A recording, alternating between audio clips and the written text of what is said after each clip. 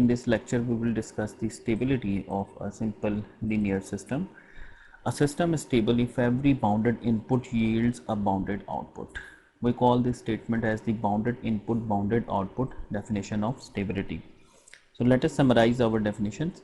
A system is stable if the natural response approaches zero as the time approaches infinity. ये summary है इस जो stability के section की जो ओवरऑल समरी है वो ये समरी है कि system stable if the natural response approaches zero as the time approaches infinity. System का जो नेचुरल रिस्पॉन्स है यानी unfold response. The second is the system is unstable if the natural response approaches infinity as the time approaches infinity. यानी system को जो natural response है वो zero को अप्रोच करना चाहिए. Third one is a system is marginally stable if the natural response neither decays nor grows but remains constant or oscillates. Using the total response, अगर total response होता है ठीक है. A system is stable if every bounded input yields a bounded output. A system is unstable if any bounded input yields an unbounded system.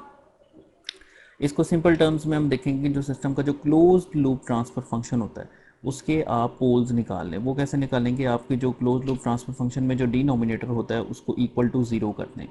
उसको zero यानी poles होते हैं कि वो वैल्यूज़ वो रूट्स जिसके ऊपर आपका जो ट्रांसफ़र फंक्शन है वो इन्फिनिटी हो जाए उसको कहते हैं पोल्स. तो अब आप देख सकते हैं कि यहाँ पे पोल्स ये एक स्टेबल सिस्टम है जिसके पोल्स लेफ्ट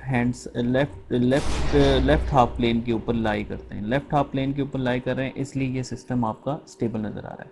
अब इसमें जो एक्स एक्सिस की जो वैल्यूज़ हैं ये होता है जनाब ई की power, e raise to the power, ये एक्सपोनेंशियल की पावर है ठीक है. ये डिकेइंग फैक्टर है. और ये जो वाई एक्सिस पे आपको पोल्स नज़र आ रहे हैं ये ऑसिलेशंस हैं ठीक है. ये ऑसिलेशन के टर्म्स आपको यूज़ आ रही हैं. अगर ये आपके सारे के सारे ये सिस्टम का जो रिस्पांस है ये हम देखेंगे कि सिस्टम का जो रिस्पांस होता है वो चार तरह का रिस्पांस होता है.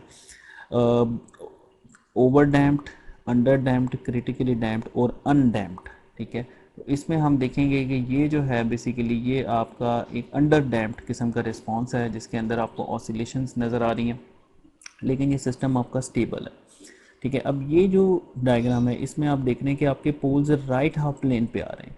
राइट हाफ प्लेन पे आ रहे हैं अगर पोल तो इसका मतलब है कि ई की जो पावर होगी सिग्मा वाली वो पॉजिटिव हो जाएगी यानी सिस्टम में अनस्टेबिलिटी आ जाएगी. ये देखें ये सिस्टम का रिस्पांस आपको नज़र आ रहा है कि ये अनबाउंड हो रहा है यानी ये ग्रो कर रहा है. ये अनबाउंड हो जाएगा सिस्टम.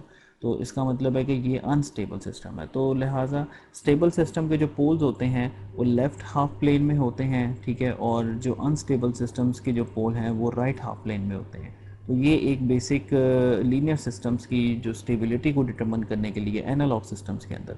डिजिटल सिस्टम्स का हम देखेंगे एक और वीडियो के अंदर कि डिजिटल सिस्टम में जो पोल्स होते हैं वो एक यूनिट सर्कल के अंदर लाई करने चाहिए. उसमें हम देखेंगे कि वो यूनिट सर्कल क्या होता है, उसके अंदर क्यों लाई करना चाहिए. तो अगर उसमें यूनिट सर्कल के अंदर लाई करें तो सिस्टम स्टेबल है और अगर उससे बाहर लाई कर दें तो सिस्टम आपका अनस्टेबल हो जाएगा.